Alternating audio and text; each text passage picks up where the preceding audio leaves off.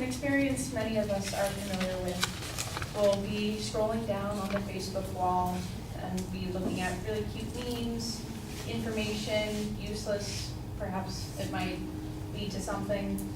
We see the sidebar on our the friend sidebar, and we look at that one dude or person who we'd like to hang out with, but, you know, meh, so I won't really mess with them.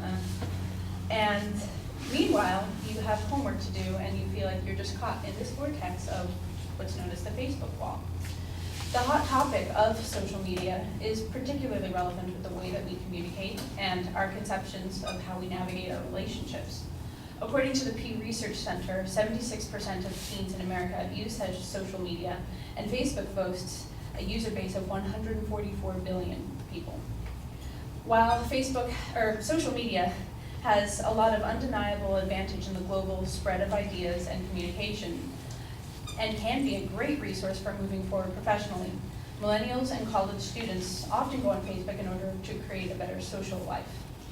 We think that the use of social media will enable us to keep better contact with friends and make us feel more socially present.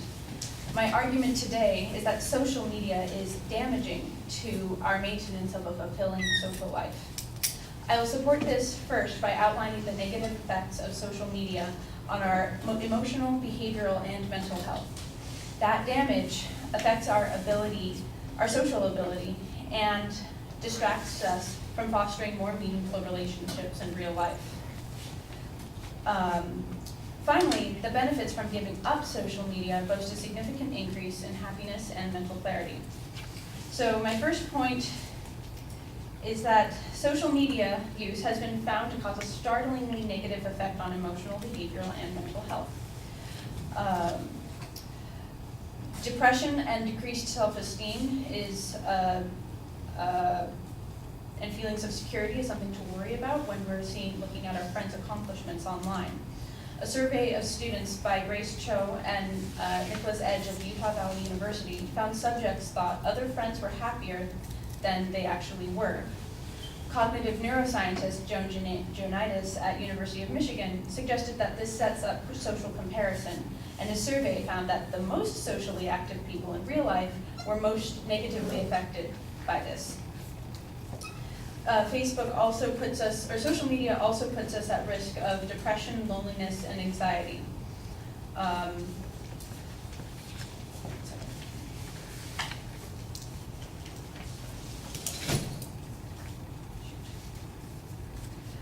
While it's not the only factor for our nation's marked rise in showing symptoms of depression compared to the 1980s, according to CBS News, this tendency for comparison has been correlated with depression and anxiety in handfuls of studies in America.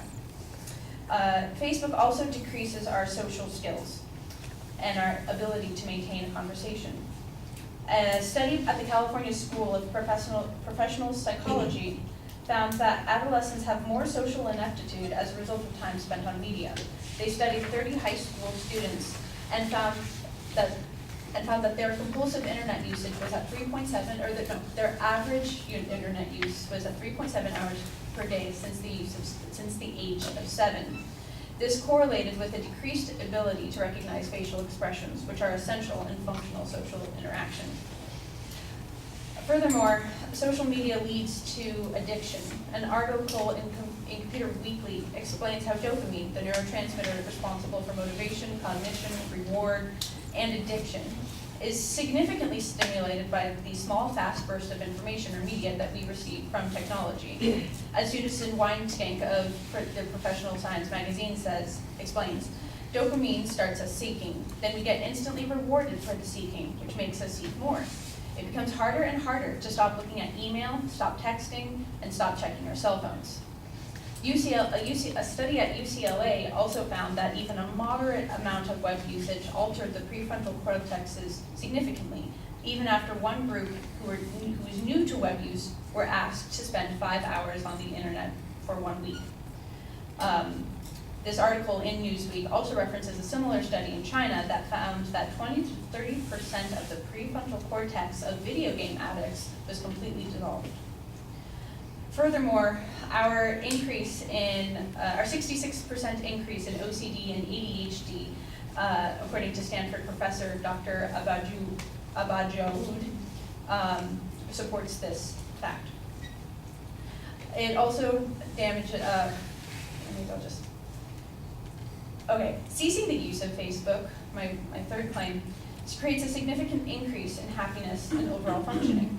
The Happiness Research Institute in Denmark, in their Facebook experiment, asked if social media affected the quality of our lives by having regular Facebook users go off Facebook for a week and rate the quality of their lives. That group reported an increase in happiness about 7 times that as the group that continued to use Facebook, as well as a newfound ability to make firmer decisions without so much distraction. In conclusion, social media use comes along with significant risks to behavioral and emotional health, making us lonelier and more depressed, and damages our psychological ability to interact in face-to-face conversation, which is inherently more fulfilling. Thank you.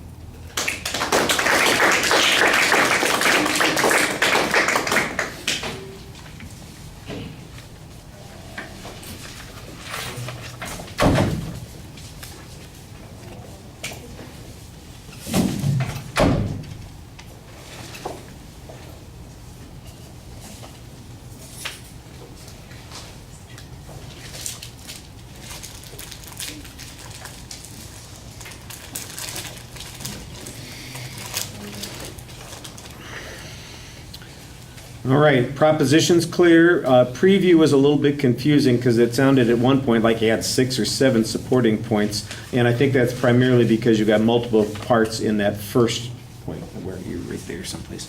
You know, where you're talking about emotional, behavioral, and mental. That's actually just 1 point. It's not 3 points. So that was a little bit confusing. Once you got to the body of the speech, I thought it cleared up a little bit. I didn't think that the signpost on the second point was very distinctive, but the signpost on the third point was pretty distinctive. Your evidence is pretty sound. I thought that you had some interesting studies that you cited. You have got a lot of experts that you're talking about. You give source citations on all of those things, which I appreciated, and I do think that probably we could use a little bit more information on the links that you're asserting on ADHD, OCD, the frontal cortex, being changed. I think there's some stuff there that's going on that really is. There's a lot of presupposition there that needs to be kind of connected to the things that you're talking about. There was one study that talked about how people were less able to recognize facial expressions, and I think there needed to be some follow-up information on that, because I think these are legitimate arguments, and that's information that points in that direction, but I'm not sure it's sufficient to be particularly convincing, and I think that in a couple of places you needed more like that. On the other hand, some of the other things I thought you did a very good job on, like I said, developing information. There's a little more reading than you would like to have, but I thought it was a good argument, and you used the time pretty effectively. Thank you.